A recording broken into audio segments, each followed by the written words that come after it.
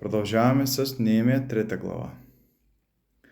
Тогава първосвещеника Елиасив и братята му свещениците станаха и съградиха овчета порта. Те осветиха и поставиха вратите и чак до кулата Мея и осветиха и до кулата Аниил. И до него градяха ерихонските мъже, и до тях градеше Закхур, Имриевия син. А рибната порта съградиха Санаевите синове, които като положиха гредите и поставиха вратите, ключалките и лостовете. До тях поправяше Меримот, син на Урия, Акосовия син. До него поправяше Месулам, син на Варахия, Месизавеиловия син. До него поправяше Садок, Ванааневия син, и до него поправяха текойците, но големците им не се впрегнаха в делото на своя Господ. А старата порта поправяха Юдай, Фасевия син, и Месулам, Бесодиевия син, които като положиха гредите и поставиха и вратите, и ключалките и лостовете. До тях поправиха Гавонеца, Мелатия, Меронотеца и Адон, мъже от Гавон и от Масва, подвластни на областния управител от сам реката. До тях поправеше Озил, Арахивия син, един от златарите. До него поправеше Анания, син на един от аптекарите, и те укрепиха Ерусалим до широката стена. До него поправяше Рефая, Оровия син, управител на половината от Ерусалимския окръг.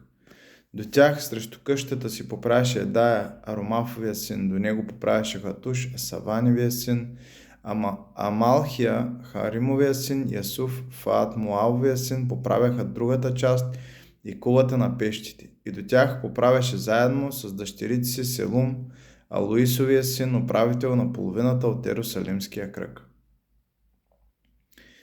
Портата на долината поправяха Анун и жителите на Заноя, които като я съградиха, поставиха вратите и ключалките и лостовите. Те поправяха 1000 лакти от стената до портата на бонището. А портата на бонището поправиха Малхия, Рихаловия син, началник на Бет Акремския окръг. И той съгради и постави вратите и ключалките и лостовите. А портата на извора поправи Селун, Холозовия син, началник на Масавския окръг, който я съгради и покри, постави вратите и ключалките и лостовите и поправи стената на Силуамския водоем пред царската градина, чак до стъпалата, които слизат от Давидовия град. След него Неемия, Азбуковия син, управител на половината от Бет-Сурския окръг, поправише до място срещу Давидовите гробища и до направения водоем и до къщата на силните мъже. След него поправяха левитите, начело с Реум, Вананиевия син. До него поправяше Асавия, управител на половината от Киилския окръг за своя окръг. След него поправяха братята им начело с Баваих и Нададовия син, началник на другата половина от Киилския окръг. До него Есер и Исусовия син, управител на Масва, поправяше друга част срещу нагорнището към оръжейницата при ъгъла на стената. След него Варух, Заваевия син, поправяше ревностно друга част от ъгъла до вратата на къщата на първосвещеник Елиасив. След него Меримот, син на Урия, Акосовия син, поправяше друга част от вратата на Елиасаловата къща до края на Елиасиловата къща. След него поправяха свещениците, които живееха в тази околност. След тях поправяха Вениамин Ясуф срещу къщата си. След тях поправяше Азария, син на Маасия, Ананевия син при къщата си. След него Бинуи, Хенададовия син, поправяше друга част от къщата на Азария до завоя, до ъгъла на стената. Фалал, Озаевия син, поправяше срещу ъгъла и кулата, която се издава от горната царска къща, която бе пред двора на стражата, и след него поправяше Федая, Фаросовия син. А нетинимите живееха в Офил до мястото срещу портата на водата на изток и до издарената кула. След него текойците поправяха друга част срещу голямата издарена кула и до стената на Офил. Над конската порта поправяха свещениците, всеки срещу къщата си. След тях поправяше Садок и Меровия син срещу къщата си. След него поправяше вратаря на източната порта Семая, Сеханиевия син. След него Анания, Селемиевия син и Анун, шестия син на Салав, поправяха друга част. След тях поправяше Месулам, Варахиевия син, срещу стаята си. След него поправяше Малхия, син на златаря, до къщата на нетинимите и на търговците срещу вратата на Мевкат и до нагорнището при ъгъла. А между нагорнището при ъгъла и овчета порта поправяха златарите и търговците. За тези, които оцеляха след тази глава, поздравления, наистина имате търпение. Сега вярвам ще получите една награда за търпението си, един ключ как да се четат такъв тип глави. Много пъти изглежда монотонно, но нещо, което може да заимстваме от братята католици, ако можем така да ги наречем.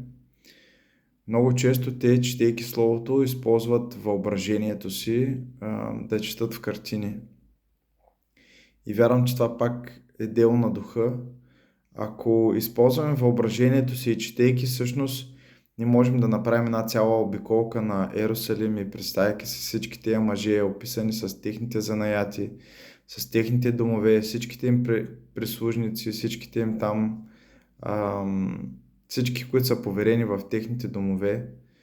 И четейки и влизайки по-надълбоко в тази история, тази глава, изглеждайки дори монотонна, ако наистина търсим Святия Дух в всяка една част от Писанието и оставим сърцето си наистина да бъде изпълнено с тия картини, вярвам, че наистина можем да получим една по-дълбока представа за това, което се е случвало. И по същия начин в днешно време се гради и Божието царство с много упоритост, с много усилия, задружно. Един човек не може да го направи. Виждате, Иерусалим не можеше един човек да го съгради. По същия начин Божия дом, църквата на Господа не може да бъде съградена от един човек. Трябват силни мъже, трябват силни хора, трябват наистина силни последователи на Христос, които да градят заедно в единство, в единомислие. Разбира се, като казвам силни мъже, визирам водачи. Разбира се, за тях има силни жени, които ги подкрепят. Не пренебрегваме никой. Но това е най-важното. Наистина да можем да се потапяме във всяка една част от Словото, да позволяваме на въображението наистина да извърши своята част, понеже въображението е много важна част от ходенето им с Бога също. Бог ни го е дал, за да си въобразяваме най-различни глупости. Той ни го е дал, за да може да разбираме Божието царство и да виждаме неща, които още не сме видели. Така че, Татко, благодаря ти за всичко, което ни даваш, за това, че ни дава въображение, за това, че може да се потопим във всички тия картини, които са един пример за изграждане на Твоето царство. Както се е градял Иерусалим, наистина вярвам да се гради и Твоя дом и да има силни мъже на всеки ъгъл, на всяка порта, които да градят неуморно, усърдно, ревностно, докато Твоя дом се съгради напълно. Така че да Ти бъдем угодни в името Исус. Амин.